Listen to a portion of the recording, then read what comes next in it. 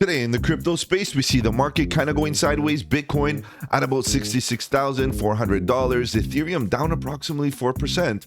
However, still around that $3,300 zone. The rest of the crypto space, the altcoins, a mix of green and red. We have Solana looking good, XRP looking for that breakout, Caspa still looking strong. However, we do see Polkadot, AVAX, Chainlink, and many others coming down to lower levels. In today's video, I want to talk about the general market. I want to use Bitcoin as a leading indicator, but more importantly, I want to talk about one project, a big layer one, an OG in the space. Of course, that is AVAX. We want to know, is AVAX done pushing to the downside? So you know what? Let's talk about the news. Let's analyze the charts and let's strategize to capitalize.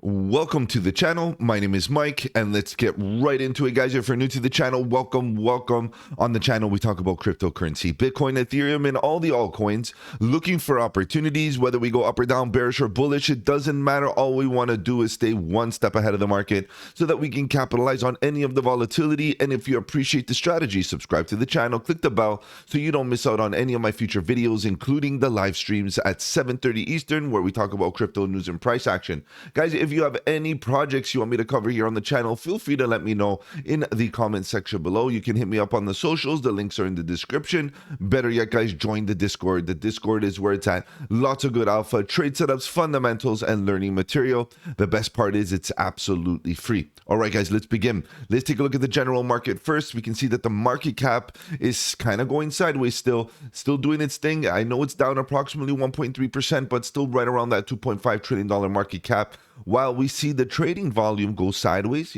come down just a little bit, we're not getting major indications that the market is interested to get in here with new volume, fresh capital. Now, we are making a slightly higher low. We did come up for a higher high above the previous high. So the question is, are we getting a bit of a pivot here on trading volume as well? Are we slowly seeing more and more market participation enter the crypto space here and bring in some interest? And that would be obviously very healthy, because usually when there's interest, there's capital involved or capital introduced into the markets, so that we can see this market cap rise. You got to admit, here at this current zone where we are with market cap, it does look like it might be rolling to the upside very soon. It looks like it found a bit of a bottom. So let's pay attention to that one. Obviously, today we have the FOMC meeting beginning at about 2 p.m. Eastern time. Now, at the end of the day, I think that a lot of people are holding steady because of that. I think a lot of people are, risk off at the current moment, waiting to see what happens. I feel like it's going to be a very neutral event. Maybe nothing really surprising, no cuts, no rises in any of the interest rates or anything like that. But at the end of the day, I feel like ultimately what we're waiting for is a bit of a breather as well. Even neutral is very healthy, because at least we know where we're going with things, right? At least we're comfortable in a space where we can expect a continuation up or even a continuation down to the downside, but no surprises. And that's basically what we want, because when we have ambiguity or uncertainty, what we really are introducing is risk. So as long as we get today's meeting done and over with and we go neutral, I feel like the markets are going to continue in the direction they're supposed to, and the invisible hand is going to start kicking in. We have Bitcoin kind of taking a dip. As you notice, both heavyweights in the market not really looking the greatest. Again, it's very stagnant, not much trading volume in the last little while. And if you look at the rest, you can kind of see the same thing, except XRP. You got to admit, XRP is showing signs of strength.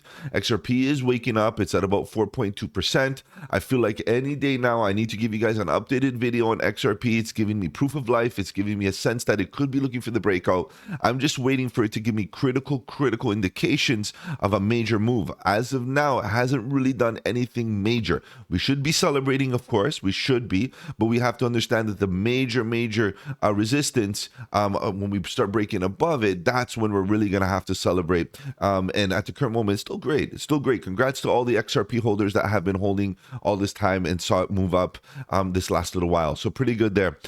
And as we keep on going down, you can see that the general market is a bit indecisive. Yes, we have some, little gainers here. Altcoin up 2%, but still within structure. No higher highs or anything like that. We could get rejected right now, come down for another low, maybe still within range, kind of going sideways.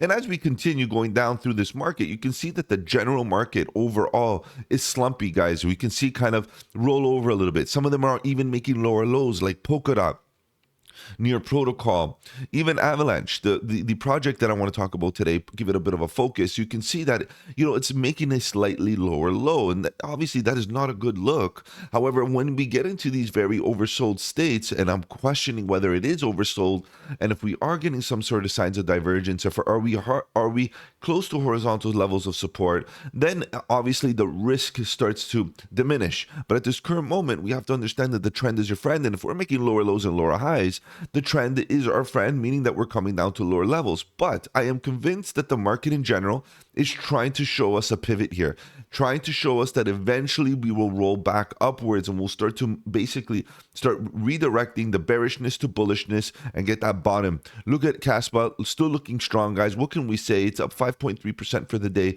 still grinding to the upside, looking for the breakout. And in fact, I believe that it already broken out. I believe that it already broke above its highs.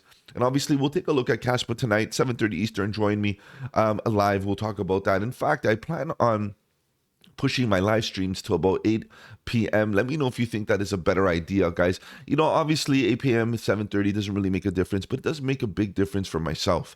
So I plan on doing that anyway. So let's keep on going down. What else do we have here? We have Stellar XLM, a nice move to the upside, of course. Very quiet, very stagnant in the last little while. Not many people buzzing about Stellar, but all of a sudden getting a bit of a wake-up call. Nothing major, only 2.8%, but still looking good, right? Because it did break above, the horizontal price action here, and it's starting to show us that, yeah, a nice break of character is great, for the beginning signs of, basically proof of life, that it's waking up a little bit here. Say Maker's been doing good, nice slow grind, but the rest of the market, guys, you got to admit, everything's slumpy right here. Look at that, slumpy, and then you have Aave, nice little grind. We have Jasmine kind of going sideways. It is down 3.7%, but it's still showing strength regardless of the short-term dip, and you can see a lot more slumpy sideways price action. Not really that interesting, guys. We have Say making lower lows. We have Celestia making slightly lower lows. Algorand still going sideways like a stable coin, unfortunately. Phantom at the bottom of the range, potentially looking for that reversal, but nothing yet because it's still going sideways. Could this be a bear flag for continuation down? You see what I mean? So what we have to do is don't only look at the percentages, look at the structure of the price action. And obviously step away from this structure as well. Look at the chart and see exactly what has been happening in the last little while and where is this consolidation happening. ENS, a project that I want to start deploying capital in, it's down in the last 24 hours, it's down approximately 5.5%, which, for me is a little bit of an opportunity, but I question whether we can start moving to the downside here and I can get a better entry. If it does happen, I'm interested in dabbling in. Yes, it's an $874 million market cap, and it does have the potential. Who knows? Maybe a nice 10x. It's very possible to get to an $8 billion market cap. Why not? Just look at the $8 billion level, right? What are we really playing with? As soon as we get to $8 billion, we're getting into the phases or the chain links, the Polkadots, the near protocols. Why not? It's very possible. I know it's not a layer one, but at the end of the day, its utility, its value proposition might be quite bullish, and it seems to be bullish enough that it could value that that price target or that market cap. So I'm quite interested. I like the concept, so I want to get in. I'm looking for positions on that one, and hopefully I can buy in at slightly lower levels. And as you can see, it might be possible as we're seeing a bit of red throughout the market in the last few days. All right, guys, I know you're here to talk about charts, so let's begin. Let's begin our analysis talking about Bitcoin, and then we'll talk about AVAX. What is going on with AVAX? AVAX is getting a bit of a bullish sign from a utility perspective, and I obviously like the technology, I like the layer one and its value proposition, but what about its use case? And I think we're getting some good signs there. But for now, let's take a look at Bitcoin. Let's use it as a leading indicator. Bitcoin at the current moment is still within this structure, still doing its thing. We did get signs of bearish divergence. Are we actually going to get some follow through, or are we going to neutralize that divergence, that negativity in the oscillators while the price goes sideways? Let's take a look at this in a bit more detail. As you can see, that Bitcoin at the current moment is just hanging out here, nothing really that interesting, and you can see that sideways price action gets quite boring. However, we've been looking at potential divergence here. As we were making higher highs on the price action, we were looking at what could be happening here, right? We're getting divergence. It is a class B, a bearish divergence from these two tops. From here, there's no divergence just yet. Here on the daily, there is no divergence, but on the 4-hour, we were getting divergence. Just understand that if you're going to get in on the 4-hour and you're going to identify setups or signals on 4-hour timeframes, but it's not evident on the daily, just understand that you're trading the 4-hour, right? So you got to get in on the 4-hour and get out on the 4-hour. Expect that the follow through happens on the 4-hour. Now, the question is, was this the 4-hour follow through? It's very likely it was. Okay, so very likely it was. We got a nice bounce off of horizontal. Now we got a nice bounce to the upside, but we're getting class B bearish divergence now on the daily, which is a bigger picture time frame, right? We got to really understand that a divergence or any indication on the daily is a lot stronger. It's a lot more, let's say, reliable. Let's move this over because we did change character. You know what? In fact, I'm going to put it right here because this was the change of character. When we broke above this high, we changed character, right? We basically made a higher high. Now, my most concerning thing right at the current moment in the next little while is that we actually roll over, back test this properly, put some pressure on this level, and then, start going for a move to the upside. Now, if that were to happen, we want to see the continuation of this momentum rolling over because you can see it's kind of rolling over and it might take some time. We get oversold and then eventually we start, reclaiming the oversold state. We start buying the dips, we start accumulating and all that good stuff. But in the meantime, what's interesting to me, what I'm going to do is, get this artwork out of the way because I don't want to totally, get that bias in. But what I'm curious about in the meantime, and I'm going to just put this trend oscillator away for a second, is that the oversold state is here for volatility. We're definitely oversold. So what does that mean? Look at the time. Every time we get oversold, we get a pop to the upside. Then we come down, hover around this level. We totally saw momentum fall. So trading momentum and volatility to the downside was ideal. But then all of a sudden, when we got to this level, we got oversold. Finally found our bottoms. We started to see the expansion diverge, momentum diverge, and volatility pushed to the upside. Everything went up, and so did the price, right? So now all of a sudden we're coming down again, and we see volatility coming down. Is it possible that we start looking for really overbought state for Bitcoin, where we start to see the purple line basically get above the 70%? You got to admit, we didn't get above the 70 right here. We basically tagged the 67%, and that was it. We didn't get overbought. We didn't see the price get overbought. So what that means is that getting into a fresh long from a statistical probability is not bad because you have the volatility in your favor. We're oversold. We did not make a lower low. In fact, we made a higher low, which is very nice. And we could definitely invalidate any sorts of class B bearish divergence and start going for that higher high. And then maybe hitting the real target, which is at about 70K, 72K, right around that range, right? Previous highs type of thing within this bull flag. So if that were to happen, this would start to look like an A, B, C wave structure, or a 1, 2, 3, and looking for the 4, 5, type of thing, and looking for another impulsive move, right? And that would be a nice expansion move. 5-wave structures are expansions, whereas 3-wave structures are retracements. So I think that ultimately what we should be looking for is, seeing volatility get overbought again, from oversold where it is right now to back to overbought, and seeing the next impulsive move bring the momentum overbought and the price for another leg up. Now, obviously, all of this is statistical probability, right? We could get that rollover, as I was suggesting earlier on, a little bit of a rollover where we come down, induce a little bit of pain, come down to lower levels, and then get that in, right? Because this hunting of liquidity happens all the time. We just need to be prepared for that possibility, okay, guys? And sometimes getting into lower time frames is viable for that, because then you can kind of get yourself set up. You can see that the risk getting into a fresh long right now is that we see the momentum, reject and come down to get oversold. Now, it hasn't got oversold here, so maybe increases the probability. In fact, we haven't even got overbought here or here, really. You just kind of tag that level and then just back down, right? So this is the thing, maybe obviously we're making a nice low here, confirmation low. Is this a nice V recovery with a rounded bottom? This is an Adam and Eve pattern. So there's a lot of things that can be said here, but I like the fact that it's a higher low. I like the fact that we're above the 200 EMA on the 4-hour. I like the fact that we're also oversold on volatility on the 4-hour and the daily, which means that there's a high probability of an upside move in the immediate short term, and I would be taking profit right around this level just in case if you're in a short-term scalp or short-term move. and that starts to look like a nice little pop to the upside where you're up 5%. With a good amount of leverage, you can make some good gains there. So keep in mind that right now, Bitcoin could be looking for a push to the upside and could be looking for overbought states and looking for a nice expansion. All right, let's move on. Let's take a look at AVAX. What's going on with AVAX? At the end of the day, AVAX has been, kind of quiet, kind of stagnant. And so has the rest of the market. It's not exclusive to AVAX. But what's interesting to me about AVAX is that the ecosystem, the layer one itself, is very strong. There's a lot to, happening there. There's a lot of development. They're still kicking around. It's an OG project. They've been around for a good while. This chart goes all the way back to 2021. And just recently, I've been noticing on X that, we're seeing new applications happen here. We're seeing a new sense of what can we use AVAX for? AVAX, obviously, as a layer one, has the capabilities of basically deploying other contracts and tokenizing other utility, right? So this is something that we often understand, very similar to what Ethereum does.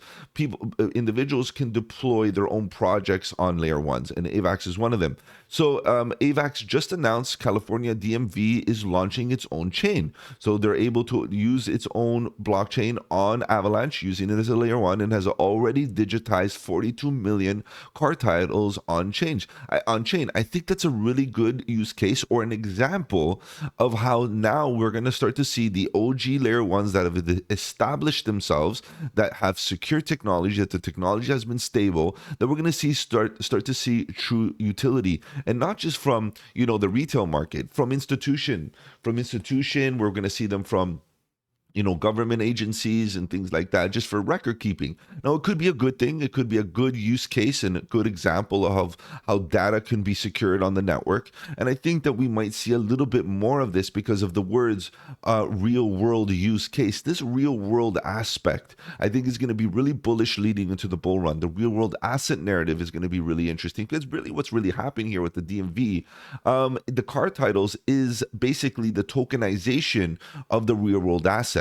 In order for us to monitor the ownership of vehicles on chain, is basically saying, look, I own this asset in the physical world, and I'm able to basically keep records of it, of that ownership on chain. And this is where we're seeing the real world asset narrative lead to. So not bad of a scenario, a good indication that we're seeing strides in the right direction. And then of course seeing AVAX as a layer one, getting this attention is not bad of an idea. Now I know it's not just AVAX that is getting this attention. However, guys, it's a good sign that AVAX is still kicking. And the fact is that it retraced to a good level of support that we could consider this a backtest or a confirmation of a potential reversal to continue the move to the upside. Just keep in mind what AVAX has done in the last little while. You remember down here when we were scaling in, at the bottoms in 23, right around this time, pretty much in the summer, we started buying bottoms. This is where I started accumulating my larger layer ones that I found to be really interesting.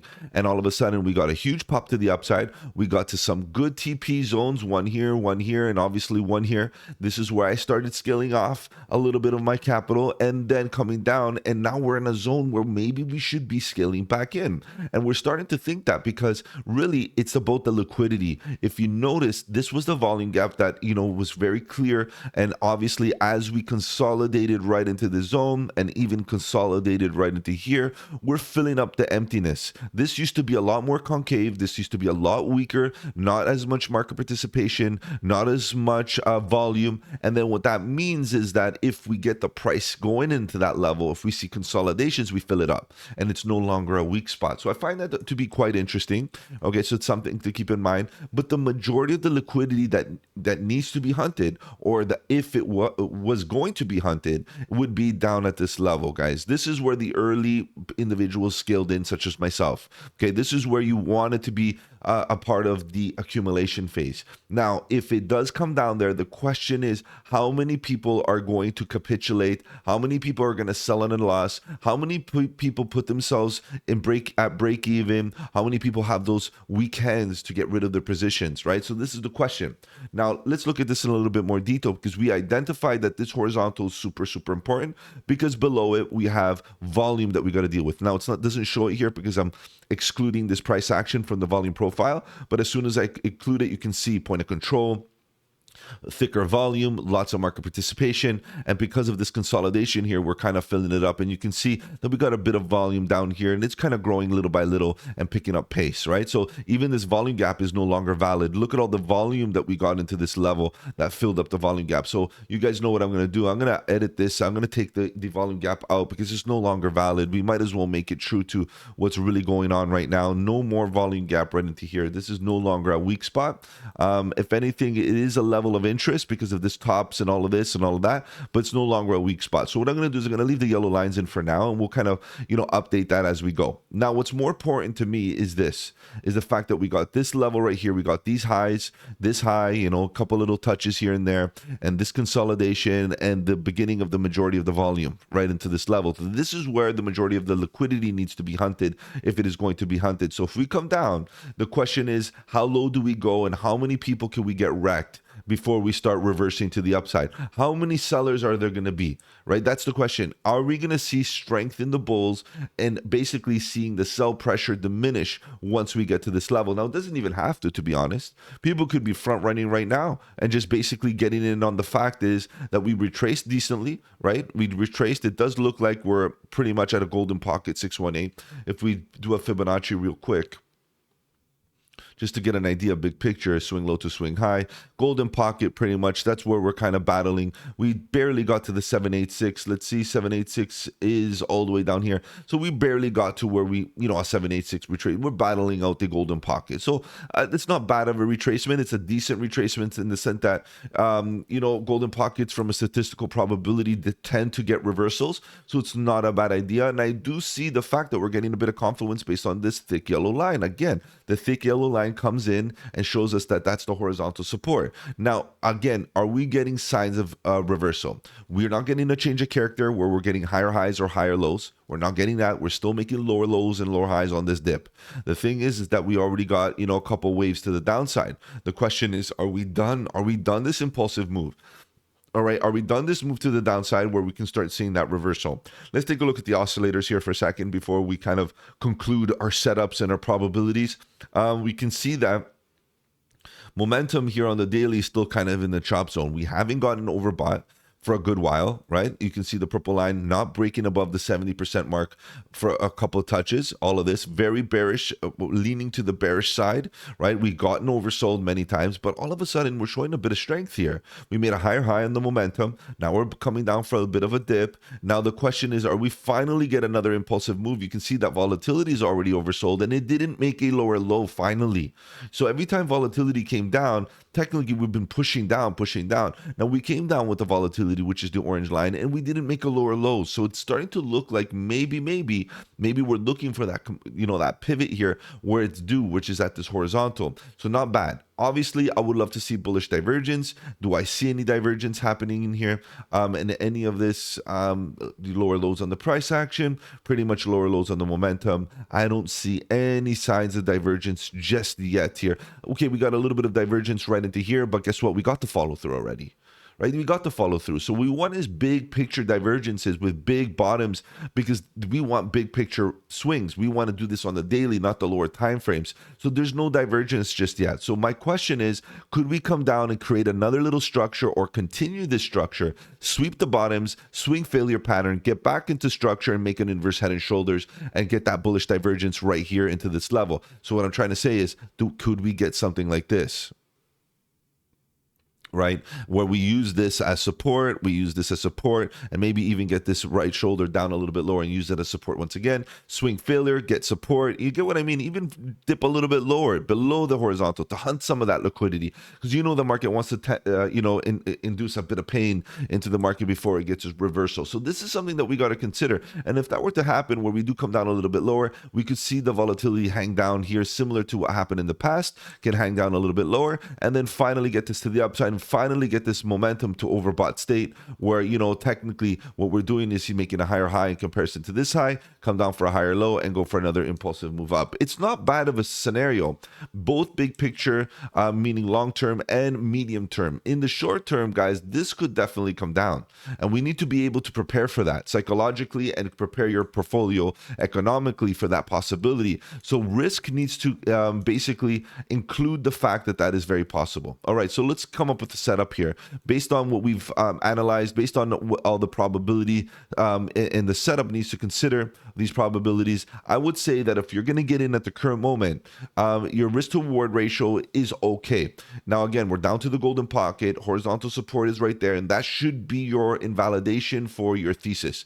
If your thesis is to be bullish at this level, we do not want to break below around, I would say, $20. If we break below $20, things get a little hectic. So we want to put our entry right around here. Let me reposition this just a little bit.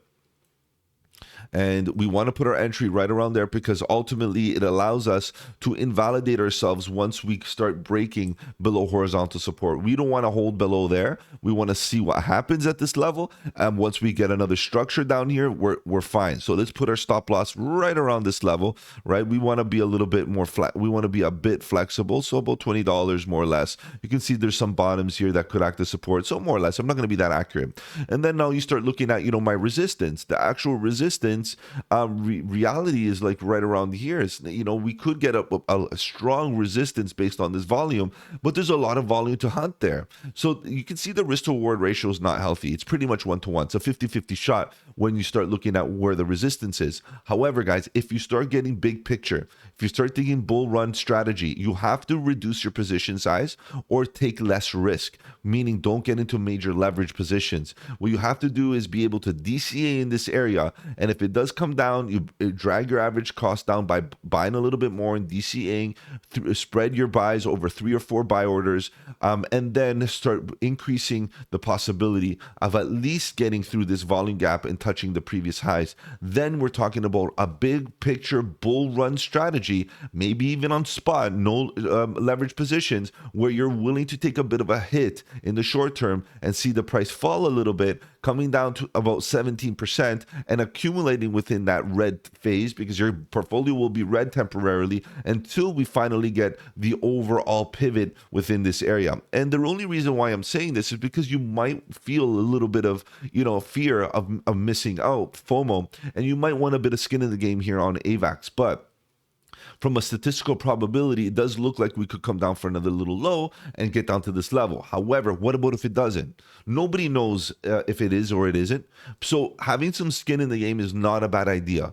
Getting a bit of a position, get in with 10%, get in with 20%, and then wait to see what happens. If we get some good bullish structure with the bullish divergence, which we really haven't had yet, then we can start getting bullish once again. Let's take a look at the trend oscillator. What's going on with the trend oscillator lately? Right now at the current moment, we see it pushing down. EMA is facing down. Red histogram bars are formed.